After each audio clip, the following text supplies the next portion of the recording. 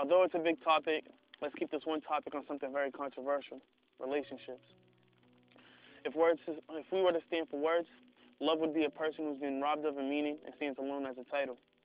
There's no truth, honesty, loyalty, compassion, or trust. Most relationships nowadays are just an outcome of lust. If honesty and truth is mute, hope is fragile, and faith is crippled, then love is blind.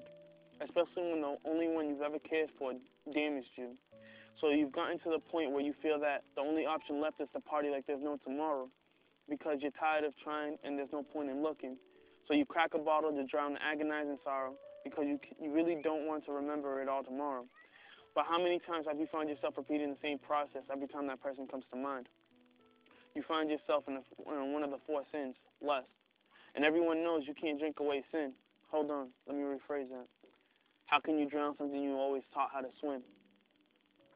I've had my share of being love drunk. I confused it as pure laughter in a small chapter of my fragmentary life.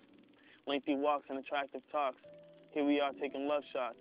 Let's make a toast for a possibility, another toast for you and me. And now let's make a toast for whatever, because right now it's a challenge to see. Merging reality with our fantasy, we only damage ourselves flirting with our madness and unleash a captive passion of a lust for love we crave for but never happened. It seems like our generation is devoted to getting love drunk, anticipating something that will never happen. They'd rather damage someone than hold someone expressing their infatuation.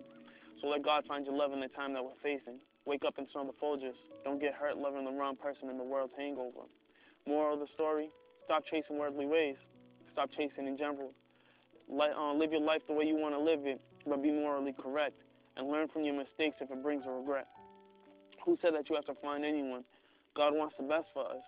So he already has the perfect one lined out, the one who loves and respects you. But the question is, are you ready to accept him or her?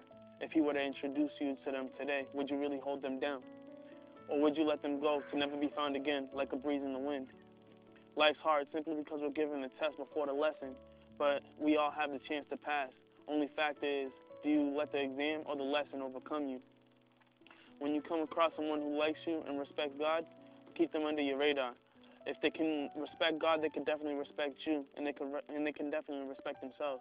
But let's be honest, how can you love someone who doesn't love God and still expect to be loved? For what's love without